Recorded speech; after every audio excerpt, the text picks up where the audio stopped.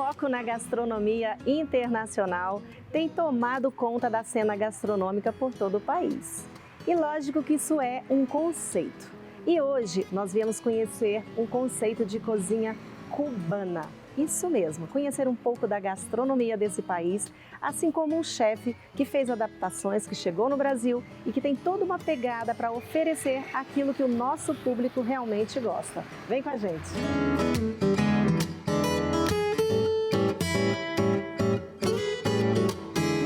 Olá, Aninha, bom dia, tudo bem? Tudo bom, obrigada por Eu nos que agradeço receber. a visita de vocês. Olha, delicioso lugar. Maravilha, Eu fica à espero que a vontade. comida também seja maravilhosa. Ah, com certeza, isso é garantido. Isso? Garante? Com certeza. Então vamos lá. À vontade.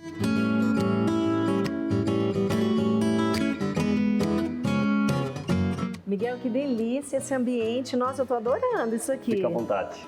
Super gostoso, bem localizado, né? Sim. É uma operação realmente bem interessante. Isso, foi bem estratégico, né? Bem no centro de Brasília, tentando procurar público da Asa Norte, Asa Sul, alguns no Jardim Botânico, que inclusive foi onde primeiro a gente teve a primeira unidade. A gente vai falar sobre isso, mas muito Maravilha. gostoso o ambiente. E você já deixou aqui uma mesa, é? Isso, já Opa! aqui um aperitivo de boas-vindas, né? Olha que delícia. Para os amigos da casa. Pronto, vamos lá.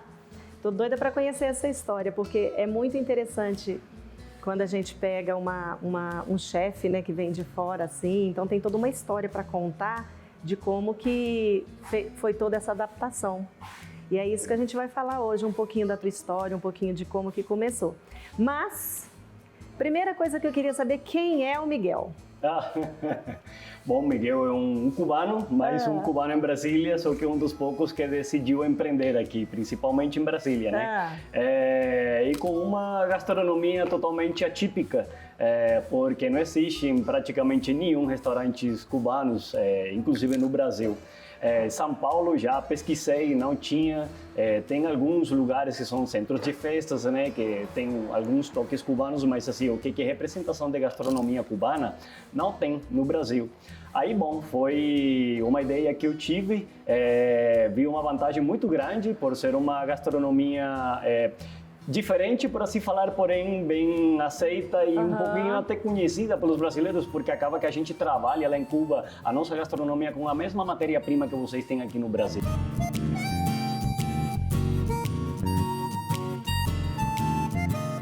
Lá em Cuba, como que você nasceu em Cuba? Vamos dizer assim, como que surgiu o Miguel?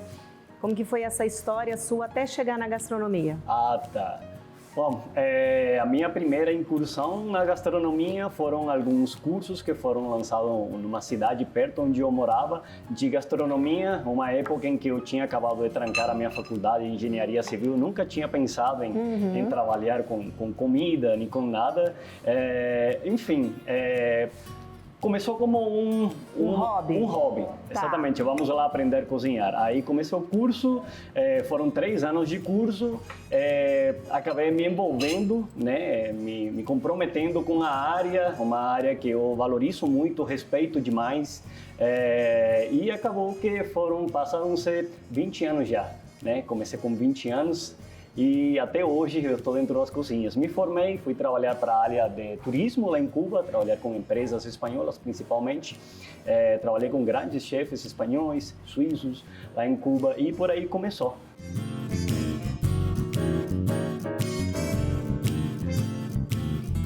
Então, você entrou no mundo da gastronomia, por acaso, e aí agora eu queria saber como que você resolve vir para o Brasil. Brasil foi umas férias prolongadas que eu tive lá na época que eu trabalhava na hotelaria, né? Acumulei uns 3 meses de férias. O meu pai já morava aqui, ele estava insistindo há algum tempo para eu conhecer aqui, visitar.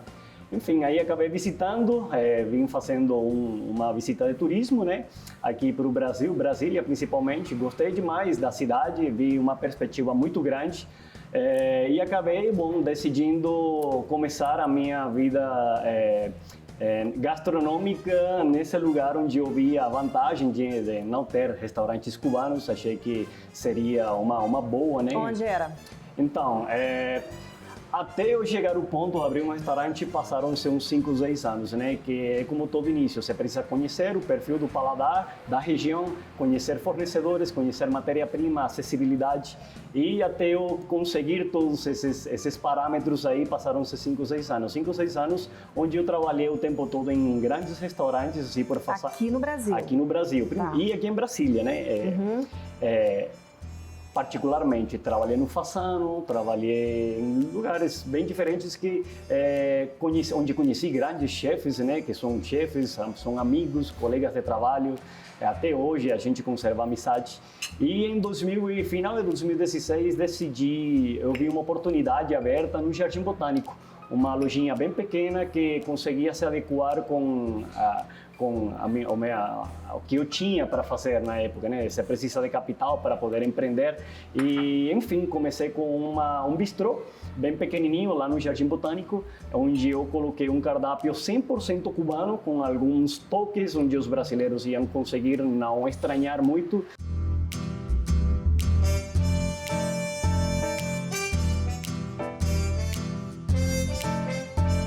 Miguel, então você veio para o Brasil, trabalhou em vários restaurantes, várias operações, para poder pegar até um pouco da história do Brasil, né? Entender o que é o público, entender o que as pessoas gostam, e aí você tentar depois transferir isso de uma forma para a sua proposta, que era a gastronomia cubana.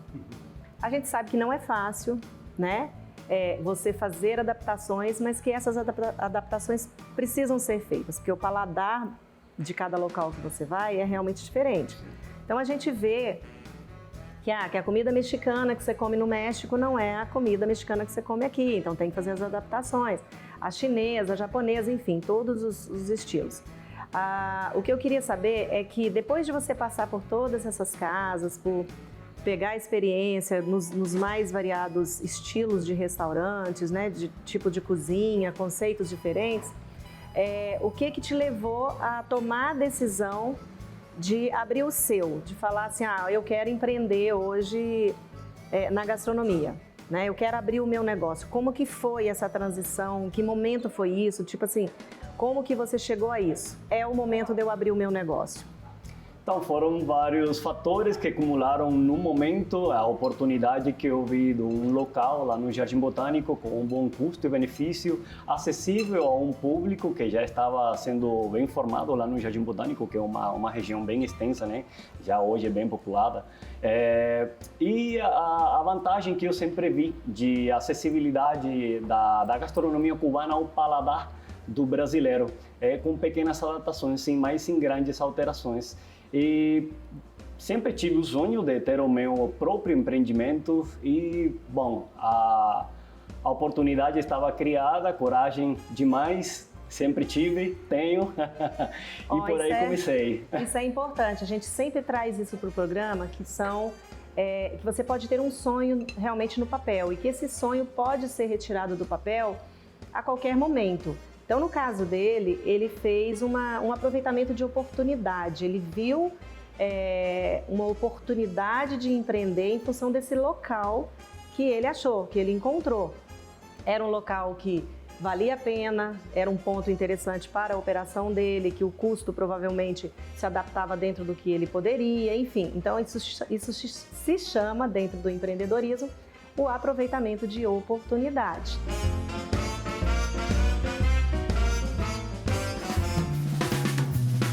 Miguel, e você ficou quanto tempo no Jardim Botânico? E quando que foi que você resolveu mudar e por quê? Estava indo bem lá e tal, mas como que foi essa transição e por que que você resolveu mudar para outro local? Então, lá no Jardim Botânico foi um ano e pouquinho, aí apareceu uma oportunidade, essa daqui agora, aqui na Vila Planalto, né, na época, 2018 já. E o principal ponto pelo qual a gente migrou para cá era procurando o nosso funcionamento de almoço, que o nosso cardápio a gente percebeu que atendia muito bem o público do almoço, e então aqui Vila Planalto é um lugar muito estratégico. atende as esplanadas, Senado, e muita gente, muito funcionário público vem para cá, para Vila Planalto, procurando o almoço, né? Até para fugir de engarrafamentos, enfim. Deu-se a oportunidade para cá, a gente não pensou duas vezes e veio para cá, abriu a segunda unidade. Por algum tempo tentei manter as duas unidades funcionando, só que ficou muito pesado, né, o trabalho. Quando estava numa unidade, clientes iam procurando a presença do chefe no outro e acabava criando desconforto, que acaba que restaurante virou um autoral, né? Se o chefe não está, é difícil, complicado. Acabei encerrando a operação no Jardim Botânico e fiquei focando todas as forças, né, e a dedicação aqui na Vila Planalto.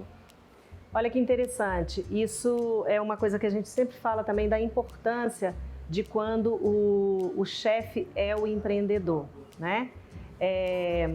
Quando nós, chefe, nos tornamos os empreendedores, o dono do espaço, os clientes querem ver a figura do chefe ali no salão, ele quer ter esse contato, ele quer receber todo um carinho, ele quer uma atenção.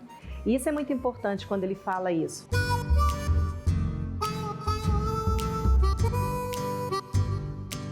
Pelo tempo que ele falou, eu estou imaginando que você, com as duas operações, você acabou passando pela pandemia também. Sim. Né? Na verdade, na época da pandemia, já estávamos somente aqui na Vila Planalto, né? E a unidade do Jardim Botânico tinha sido fechada e foi uma época bem complicada, né? Que a gente teve que assim, reinventar, inventar, fazer de tudo, né? Porque acaba que a nossa proposta mais é trazer o público para dentro de casa, para não perder toda a decoração, toda a ambientação, toda a música, a conversa comigo mesmo, né? Conversa sobre os pratos. E acaba que a época da pandemia, assim, essas coisas que são o que valoriza muito a gastronomia também, né? Porque todo um conjunto, não é só uma boa preparação, não é só uma boa execução no prato, né? Todo um ambiente, todo um conforto com música, característica do lugar, né? Acaba que essas coisas não tínhamos e para poder então executar o prato delicado, né? Que a gente faz, o trabalho que a gente faz no prato, né? A folhinha, a gente capricha muito cada componente no seu lugar correto. Adaptar isso numa embalagem é complicado, que tem que passar por um percurso longo, cheio de irregularidades na pista, né? Acaba que o produto final não chega do jeito que você quer, que é do jeito que sai da cozinha. Enfim, foi só uma fase difícil, de muita superação, de muita paciência, muita disciplina e de persistência, né? Não desistir. Foi difícil, não deu certo, realmente não deu certo, mas a pandemia passou, voltamos com tudo, 200% e continuamos por aqui. Então você não tinha delivery antes da pandemia? Não, não tínhamos delivery. Foi uma adaptação feita durante a pandemia. Exatamente. E como que você fez? Porque você não tinha ainda estrutura nenhuma para esse processo todo. Você comentou da dificuldade de adaptar o produto em si, mas você optou por ter um aplicativo, você mesmo fazia entrega, como que foi isso para poder chegar nessa venda final? Então, foi doloroso, né? Porque a gente não optou por aplicativos, não optamos não. Então, acho que, assim, a forma que eu achei de oferecer as desculpas, né, da irregularidade do prato, de não ser aquilo que a gente quer que saia da cozinha, né, pelo fato do transporte, né, até chegar ao domicílio da pessoa, foi eu pessoalmente entregando cada uma das encomendas e assim fiz os meses que o restaurante ficou fechado. Eu fiz todas e cada uma das entregas e conforme me recebia o cliente, eu explicava, desculpava, desejava um bom apetite, um bom aproveito do prato e continuava para a próxima entrega.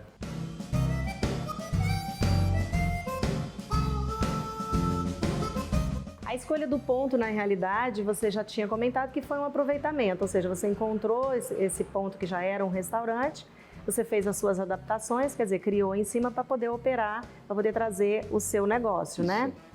Exatamente. Conta um pouquinho sobre isso, porque quando você pega algo que já está pronto também, a gente fala muito isso também no programa, sobre a questão de você aproveitar. Sim. Que não é necessário você sair quebrando tudo e tal. Agora você tem que dar a sua cara, sim, né? Trazer o conceito do que você quer. Sim, o que aconteceu aqui, assim, na verdade foi muito ao nosso favor, né? Porque o local tinha acabado de ser reformado, assim, reformou de um jeito que ficou bem diferente do que era o restaurante que estava e ficou disposto à venda, né? Então a gente só entrou para ambientar, caracterizar, né, o restaurante, só com quadros, mesas, só alguns detalhes para poder caracterizar o restaurante conforme a nossa proposta. E, bom, na verdade não deu muito trabalho isso daí não, né? A gente fez um reaproveitamento e deu muita sorte com esse restaurante. Fez, assim, só os detalhes finais. Isso é muito bom, né? Sim. É isso, gente. O aproveitamento também do que já existe é muito importante. Então, você diminui custos, você elimina etapas, né? Ganha nessa questão do tempo, né? Que a gente acaba não levando tanto tempo. Isso facilita muito. Então, eu acho que essa nossa primeira fala, ela se resume muito no aproveitamento das oportunidades. Seja do conceito que ele já é cubano, ou seja, já tinha esse conceito do que ele queria. Ele achou um ponto interessante no primeiro momento, esse segundo ponto também, que foi muito interessante para ele poder, além de continuar a operação, ele está fortalecendo a marca dele.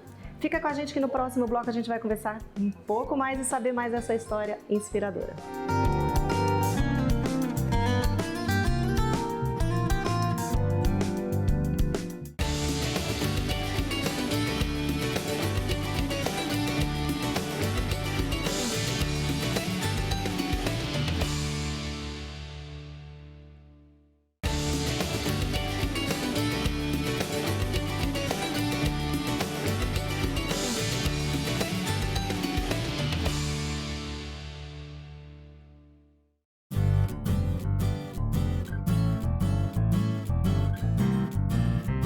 Meus convidados, Daniel e Eduardo, eles são, assim, frequentadores assíduos daqui e eu queria entender um pouco com eles como que eles chegaram até aqui, como que eles trazem hoje para a vida deles a cozinha cubana, enfim. Eduardo, como que você já conhecia a gastronomia cubana? Não, na realidade eu não conhecia a gastronomia cubana e foi por uma coincidência, porque o Miguel é motociclista também. Ah, é verdade! Eu sou customizador de motos, um dos meus hobbies é esse, né? Eu trabalho com TI, mas meu hobby predileto é customizar motos. E aí nós nos conhecemos num evento de moto e foi aí que a amizade... Capital Moto Week! Exatamente. Foi aí que a amizade começou. Porque ele viu minha moto, se interessou, viu que era uma moto diferente. Esse, né? Capital Moto Week é famoso, Sim, né? Muito famoso. O maior evento que tem na América Latina. Então, assim, reúne muita gente do Brasil inteiro, né? Do mundo inteiro. Mas foi uma coincidência. E aí, a partir dali, o Miguel, a gente começou a conversar mais, ele queria ver umas peças para customizar a própria moto. E foi dali que começou, que ele contou a história do restaurante, porque até então não tinha nenhum contato com a culinária cubana. E aí, desde então, não parei mais. E aí, você já conheceu essa unidade aqui ou do Jardim Botânico? Eu conheci essa unidade, foi dessa unidade aqui. Não me lembro quanto tempo ele já havia aberto aqui, mas já vim direto para cá. E desde então não parei mais de vir. Agora me conta como que é assim, se você falou, né, eu não conhecia nada, nem sabia por onde passava a gastronomia cubana, né? Como que foi? Porque é claro que a gente vem, quando a gente entra num restaurante especializado num determinado produto, a gente chega com um certo preconceito. Uhum. Eu não sei se ele já tinha te contado como que era a gastronomia cubana, ou se você chegou e veio com alguma expectativa. Como que foi isso? Na realidade, como eu não tinha nenhum conhecimento sobre, foi uma grata surpresa mesmo, porque a impressão que eu tinha da comida cubana é que era uma comida muito condimentada, ali próximo, vamos dizer, da comida baiana, vamos dizer. Essa é uma visão da minha cabeça, porque realmente nunca tive nenhum contato com essa culinária. E foi bem interessante quando eu conheci, porque eu vi que era assim, é uma comida que na realidade ela é bem suave, os temperos são bem vivos, assim, e não é uma comida muito apimentada, então foi uma grata surpresa mesmo. Assim. Parece muito com a nossa, né? Parece muito com a nossa, usa muito, né, os temperos parecidos com o próprio arroz e o feijão. O próprio arroz e feijão, a forma curiosa como ele faz o arroz, então assim, foi uma surpresa e realmente me surpreendi positivamente, porque eu tinha essa imagem de que a comida era muito apimentada, né? E não é o caso, ela é bem temperada, né?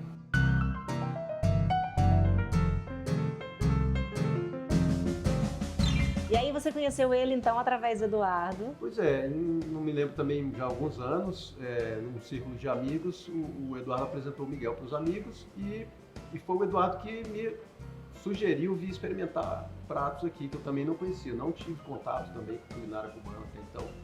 E aí, inclusive é um dos pratos que, se não é o que eu mais gosto, é um dos que eu mais gosto daqui. É o arroz. Que é o rabo estendido. Então, peraí, deixa eu chamar o dono dessa receita, porque até o nome é diferente, para ele explicar pra gente o que é rabo estendido. Acertei? Acertou. Hã? Encendido. Incendido? Miguel, que história é essa? Vocês estão falando... Rabo incendido? Incendido. Estão falando aí do carro-chefe do restaurante, rabo encendido. Fica aqui pertinho da gente e me conta. Então, rabo encendido é um prato que, inclusive, não é nem Chega pra cá, pode ficar mais pertinho da gente. Dos fundadores lá do Jardim Botânico, né? Porque ainda tem muito prato que ainda vem da época do Jardim Botânico, do primeiro cardápio nosso, né? O rabo encendido foi um prato que a gente testou ele num dia dos namorados e foi sucesso total. Já está há 5 anos no cardápio e virou o nosso carro-chefe. São os medalhões que a gente faz com a carne da rabada.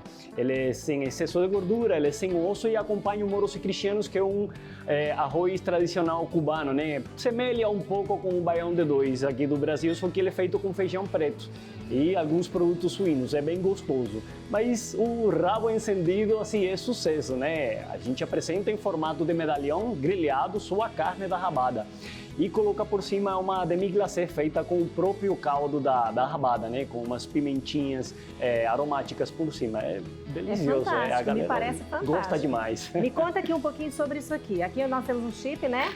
Isso, ali são as chicharritas, que é um prato típico cubano. Aqui é o porquito assado, são umas fatias de copalombo suíno com uma cebola refogada com banha suína, limão, algumas ervas. E aqui o tostones, ou muita gente pode conhecer como patacones, né? Que é um prato que também se serve na região de Centro-América, né? Mas lá em Cuba é tostones. Aí apresentamos com ropa vieja, que é um outro prato típico cubano, que é uma carne desfiada, parece um pouquinho com um ragu, só que ele é bem mais molhado. Aí então são os tostones rellenos, que é com aqui é ropa bovino. vieja. Bovino, aqui é carne bovina, aqui é carne suína. Suína. Isso aí. Muito bem, muito bom.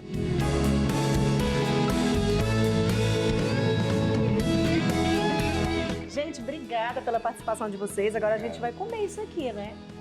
E eu quero entender um pouquinho mais aí dessa coisa toda que vocês aprenderam.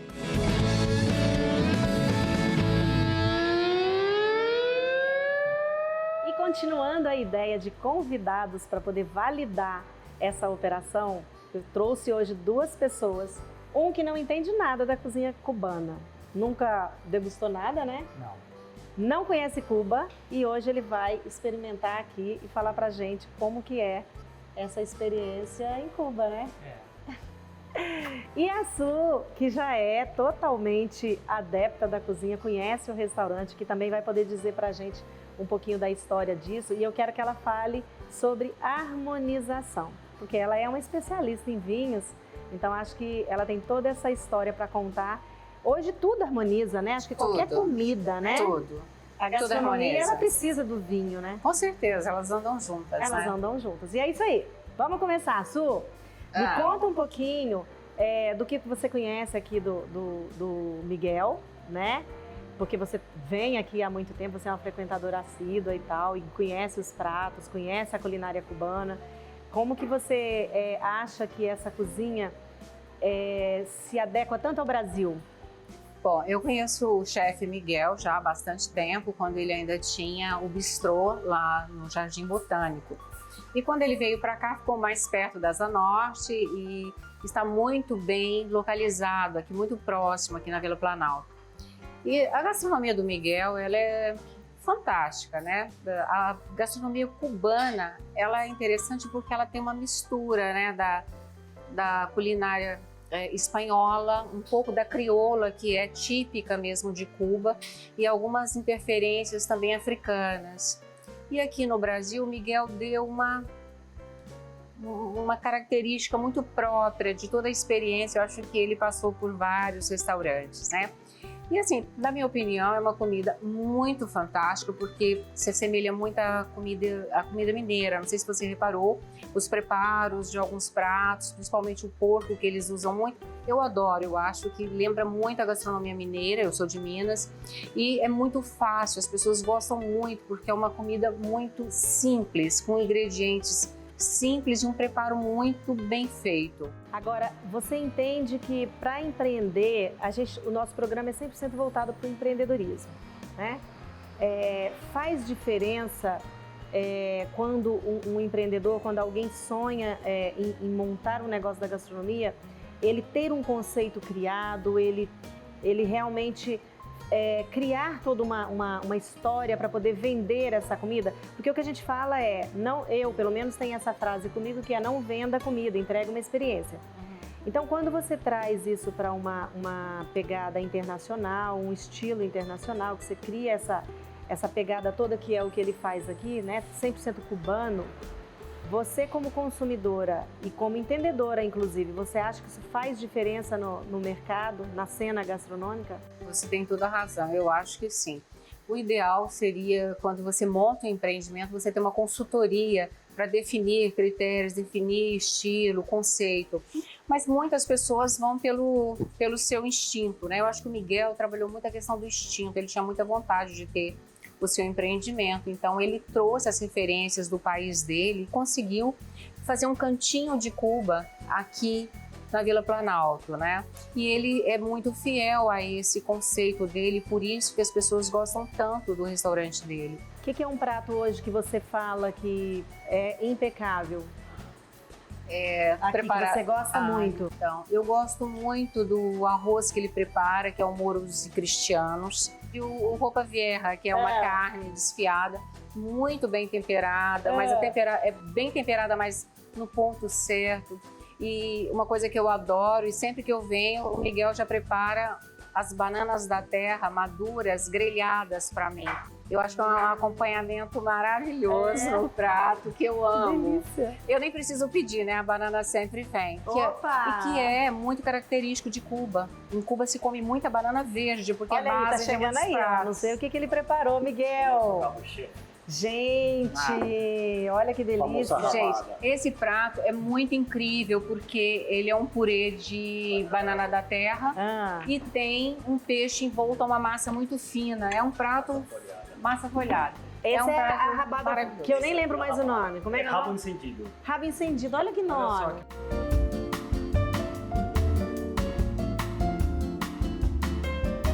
Agora, Antônio, eu quero saber o seguinte, eu chamei ele para um desafio, né? Porque ele falou, eu não conheço comida cubana. Eu falei, eu vou te desafiar.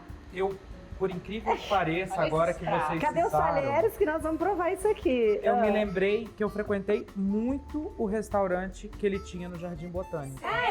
Muito, era um restaurante, um bistrô, muito pequeno, com poucos pratos, mas todos assim, entregues com uma qualidade espetacular. Seja bem-vindo de volta, então. Eu lembro que você tinha uma Harley Davidson, não era? Que ficava parada do lado de fora.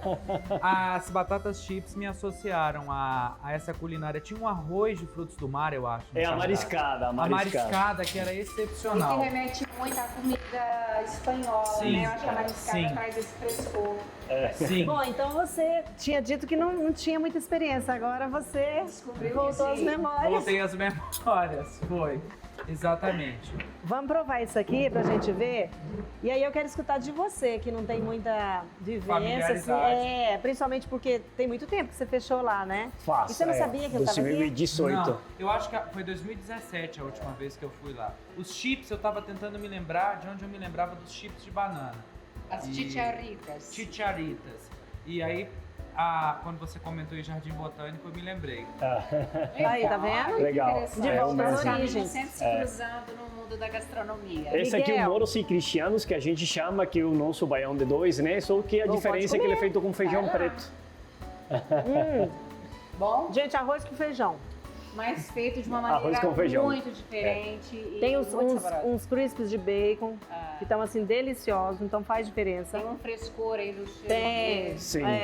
um cheirinho, nossa, muito bom. O bacon dá uma sensação bem É bem agradável de típico crocância nosso. na hora de comer ele, né? É bem típico brasileiro mesmo, né? Então, Também, quer dizer, não tem como pode ser, brasileiro não pode ser gostar, introduzido. Né? É, muito.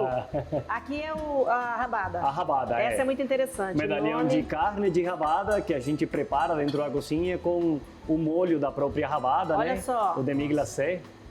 Aí ele faz no formato de um medalhão e é toda desfiada. É, exatamente. É sem excesso de gordura, sem osso, então facilita muito.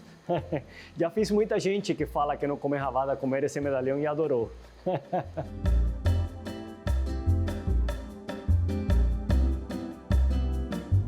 Esse aqui é o quê, Miguel? Aí é uma corvina, um peixe de água salgada na massa folhada. É um prato mais influência espanhola, né? Chamamos pescado al hojaldre.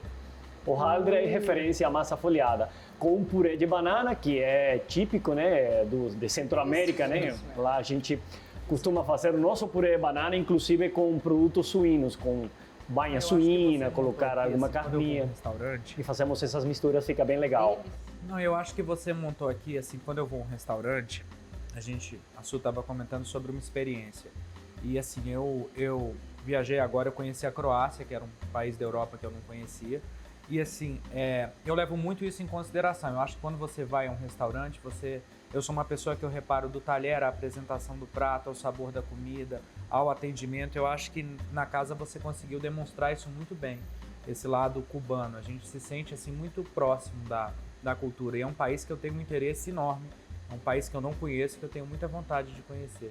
E sabe no dia a dia o que eu gosto aqui? Quando você está pedindo o seu prato, você está ouvindo sempre boas músicas cubanas, Isso né? é muito bacana. Então são músicas históricas, isso dá uma atmosfera extremamente nostálgica. Eu acho muito, muito agradável. Não Fica é? tudo muito típico, né? Você se sente mesmo um pedacinho de Cuba, né? Exatamente.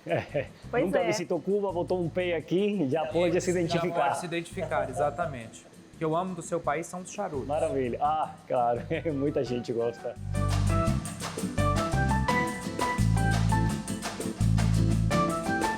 Eu vou ter que encerrar esse segundo bloco, mas eu quero voltar aqui, eu quero que a gente continue aqui, porque ele tem muito para falar. Eu quero saber um pouco sobre a história dos charutos, que é muito famoso lá. Eu quero saber um pouquinho da arte de lá.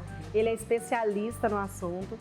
E a Su, eu queria que ela falasse um pouquinho também sobre a harmonização com essa comida do Miguel.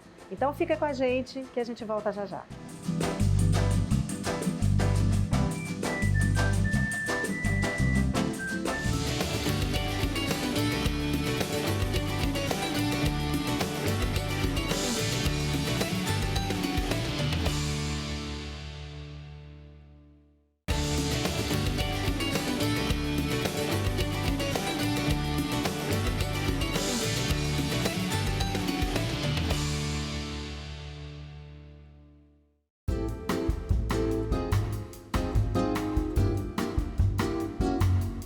E já voltamos. E agora a gente vai trazer um pouco da história de Cuba e ver como que isso se adapta ao Brasil, se adapta ao empreendedorismo aqui no Brasil, principalmente com relação à gastronomia do Miguel aqui, tá?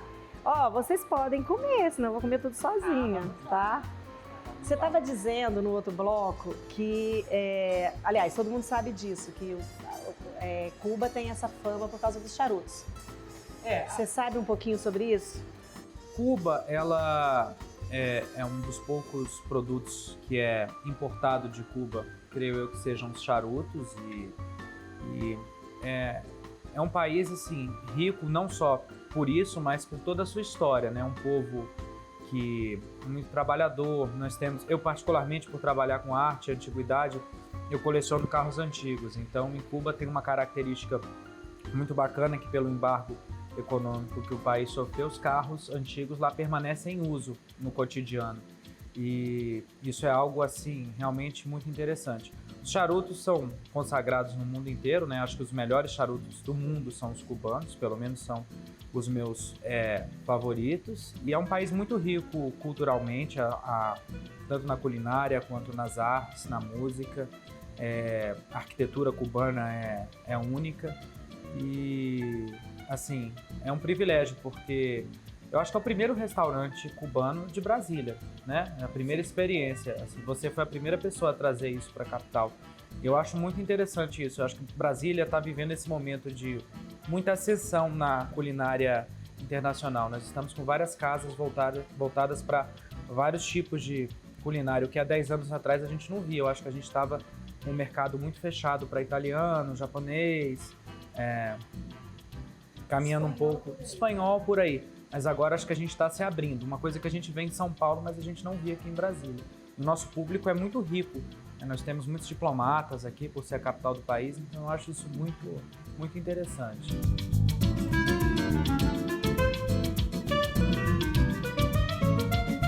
Antônio, você que é um especialista em obras de arte, enfim, você tem alguma pessoa, alguma imagem que tem uma representatividade grande lá e que acaba saindo para o mundo? Olha, eu acho que assim, nós temos um nome da arte mundial, que é Wilfredo Lamm, que é um artista, o trabalho dele conversa muito com o do Picasso. Ele, depois de muitos anos em Cuba, se radicou em Paris, faleceu na década de 80.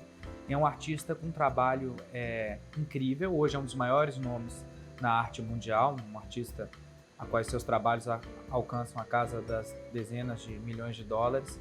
E eu acho que é um dos artistas que coloca Cuba, mostra esse lado rico culturalmente de Cuba, né? Porque Cuba é um país que eu tenho 2 conhecidos que são cubanos e é um país muito rico culturalmente e um país que valoriza muito a arte, valoriza muito a música, valoriza muito a cultura. Então eu acho que Wilfredo é um nome mundial que coloca Cuba nesse cenário muito bem. É um trabalho realmente assim excepcional.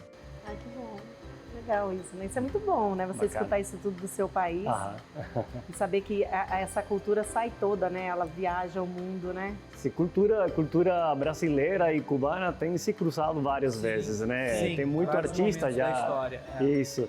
Inclusive artistas contemporâneos. De vez em vez eu vejo algum músico cubano fazendo alguma parceria com músicos brasileiros e fica bem legal. Tanto aqui no Brasil, quanto em Cuba, quanto nos Estados Unidos, que acho que lá tem um exponente também de cruzes e culturas muito grande lá. Eu acho que sim. E na gastronomia a gente está vendo isso muito. Eu estou impressionado aqui, por exemplo, com esse por favor, pode ir provando aqui. A gente vai trocando aqui os pratos assim, ó. Isso é muito Mouros bom. E cristianos. Como é o nome? Muito bom. Mouros e cristianos. Que se assemelha muito ao nosso arroz com feijão, só que é algo caramelizado. Isso, exatamente. E tem esse baconzinho, esse crispzinho, que é muito bom mesmo. O arroz é cozinhado dentro do caldo do feijão, ainda assim ele amolecer, né? Ele no seu estado al dente. Aí acaba que o arroz fica com essa cor mais escurecida, porque ele absorve o pigmento do feijão preto. Nossa, excepcional. Que é o seu carro-chefe aqui? Isso. Esse prato em particular sai muito. Essa guarnição acompanha um outro prato com costela bovina e um outro com cordeiro. A mesma guarnição. Ela é muito cobiçada pelos clientes. Bem. Excepcional.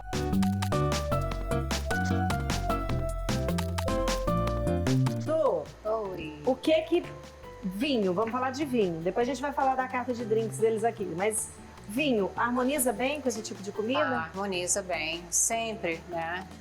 Indiscutivelmente harmoniza. Nós temos aqui um prato que é de rabada, com arroz, feijão, uma pegada mais forte e tal. Quer dizer, aqui um vinho tinto, mais encorpado. Um vinho tinto médio, né? Um vinho tinto médio, porque ele tem muito molho, né? Então, toda a comida do Miguel vem com molhos diferentes, agridoces. Então, acho que um vinho de corpo médio para um vinho mais delicado, acho que cai bem. E também os pratos de peixe caem, eu acho, perfeitamente com os brancos. E você tem até alguns bons brancos aqui, eu já tomei vários, né, Miguel? Eu acho que os vinhos brancos, nessa gastronomia mais espanhola, com frutos do mar que ele tem, os peixes, acho que é uma harmonização perfeita. Agora, Su, a importância de se ter uma carta de vinhos hoje, independente do estilo da gastronomia. É muito importante. Hoje em dia o vinho, ele realmente é um fator importantíssimo na gastronomia. As pessoas fazem questão de harmonizar, assim, não harmonizar perfeitamente, porque às vezes a pessoa não tem conhecimento, mas ela chega no restaurante, ela quer pedir um vinho, né? Eu acho que a carta precisa estar, mesmo que enxuta, uma carta que dê possibilidade de você ter algumas opções para acompanhar a sua refeição, né? Eu acho fundamental. Você diria que isso com toda certeza, até porque você frequenta muitos restaurantes, participa de muito projeto aí do vinho, faz diferença hoje para o cliente e para o teu faturamento, né? Para o aumento do ticket médio. A carta, ela gira bastante, eu acho que os apaixonados de vinho e mesmo aqueles que querem tomar uma taça de vinho só para acompanhar aquela refeição, isso hoje indiscutível em todos os restaurantes é importantíssimo, né?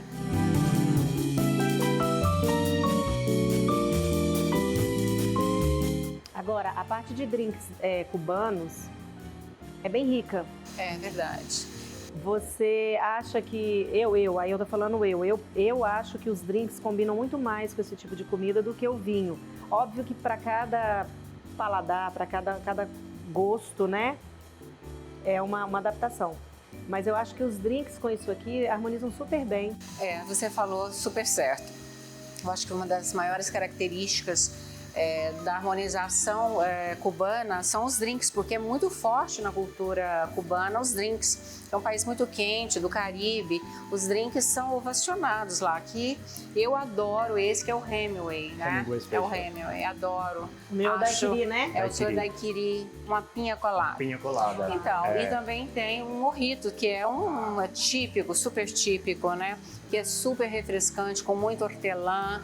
E a base é o rum, que é a bebida mais importante do país. Você lembra do Cuba Libre? Claro. Quem não? A gente pode falar que não é da época dele, não. Mas a gente lembra. Mas Cuba Libre é um clássico. Eu acho que em todo bar tem um Cuba Libre. É um clássico, né? Cuba Libre, lógico. Já tô... Mas então, essa É base... muito antigo, é muito antigo. Nada a ver, então não é tão antigo. É sim, é clássico, né? É clássico demais, mas olha só, eu acho que essa base do rum, ela é muito forte, porque como você estava falando dos maiores produtores do mundo de charutos, é a Cuba, também de rum. Cuba tem os grandes mestres, não sei como é o nome que vocês dão para os mestres produtores de rum. Mestres roneiros. Os mestres roneiros, que têm preciosidades, assim, a peso até de ouro, né? Porque tem rums que são caríssimos, são de colecionadores, né? Mas eu acho que ele é uma base perfeita para os drinks, traz muito frescor e eu acho que harmoniza perfeitamente. O seu forte aqui também é drink, né, Miguel? Sai bastante drink.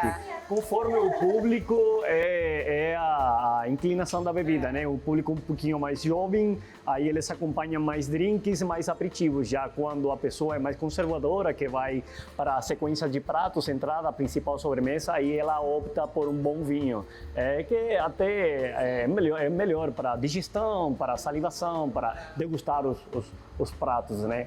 Mas enfim, tem para atender todos os públicos, que vem com uma proposta mais informal de um drink, um aperitivo, só para comemorar o momento, e tem quem vem para fazer realmente a celebração do ritual de uma refeição, entrada, principal, sobremesa, um bom vinho para acompanhar, ou um par de bons vinhos, né?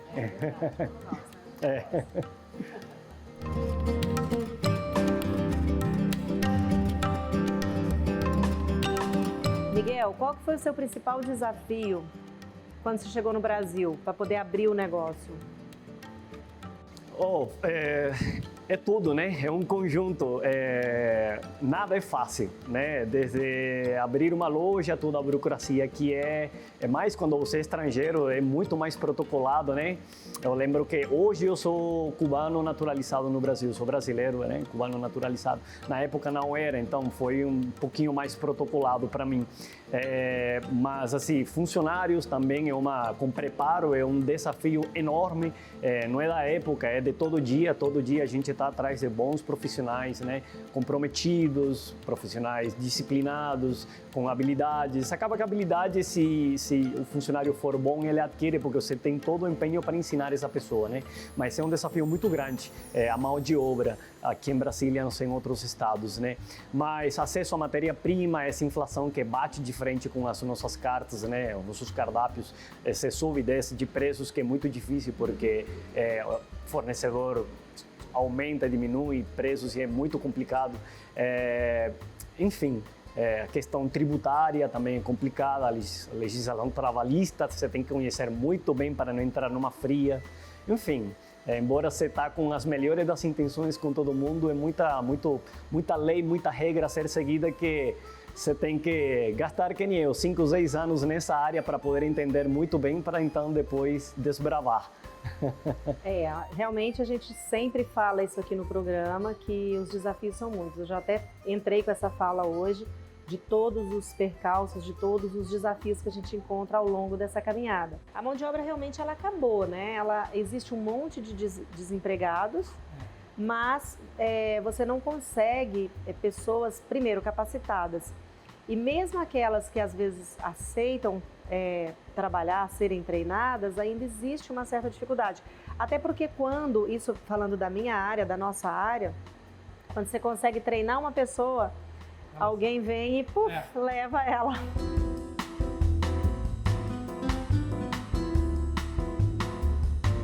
Eu vejo a dificuldade dos donos de restaurante em Brasília com a mão de obra. É muito limitada, treinamento, tem que investir em treinamento, porque você vai para um restaurante, o restaurante está super lindo, você vê o investimento que foi feito, mas você treina toda uma equipe, um mês depois você chega lá, os funcionários já migraram para outros restaurantes. Então, o empresário ele tem todo aquele custo de treinamento, de deixar o funcionário todo moldado para o seu empreendimento e depois ele vai embora. Então, isso é um grande problema aqui em Brasília. Agora, você não acha que... Eu mexo com consultoria.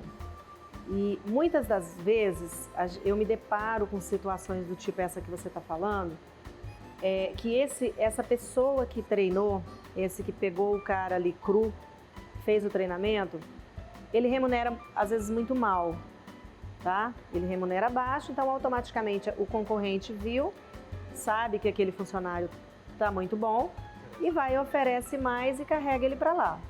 Então eu não sei se de repente falta até uma consultoria, eu diria que até uma consultoria por parte de pessoas que estão de fora, porque quando a gente está de fora, a gente consegue ver isso que eu estou falando. Então, eu vou chegar para você e falar, Su, por que você está perdendo seus funcionários? Por que você está treinando seus funcionários e está perdendo para o seu concorrente? Vamos dar uma olhadinha? Aí você levanta aquilo ali e fala, olha, ele aqui, tudo bem, ele aprendeu com você, e é natural que a pessoa queira voar, que ela queira ganhar mais, que ela queira, né, crescer naquela área dela. Então, talvez falta aí, isso na minha visão, eu me deparo com isso, uma falta de, por exemplo, um plano de carreira, sabe? Um plano de carreira que vai virar para você e falar assim, olha, deixa eu te falar, você não sabe fazer nada. Eu vou te ensinar, mas ao longo do tempo, você vai crescer aqui comigo também. Então, começou na pia, lavando prato, mas você pode passar para isso, né? A pessoa vai se adaptando àquilo que ela gosta. Então, o que eu vejo hoje é que falta muita...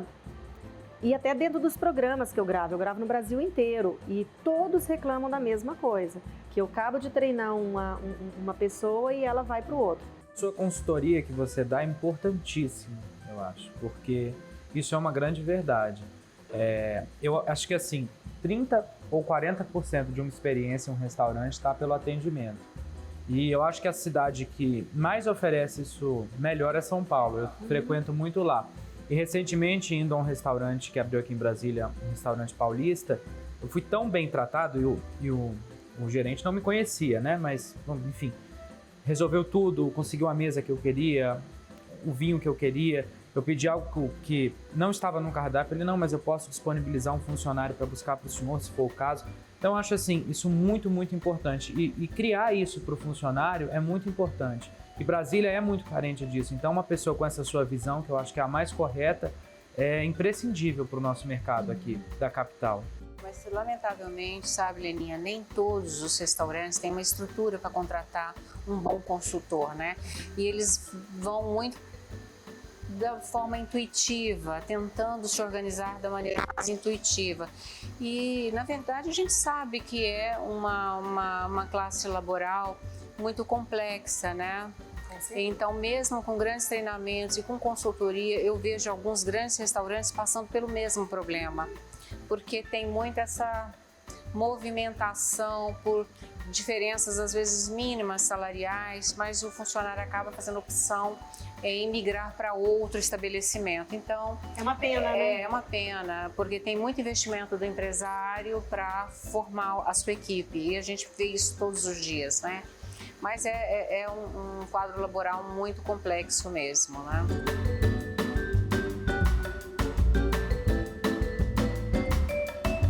Bom, eu sinto muito dizer para vocês, mas nós estamos chegando ao final do programa. Maravilhoso. Esse papo, né? Arrasou demais. Agora a gente vai terminar de comer isso aqui, né? Olha, Miguel. Terminar com daiquiri. Pois é, o meu é o... Já esqueci o nome aqui. Daiquiri e Hemingway. É, você E o errou, Pina tá Colada. vendo? É isso. Já estamos no final.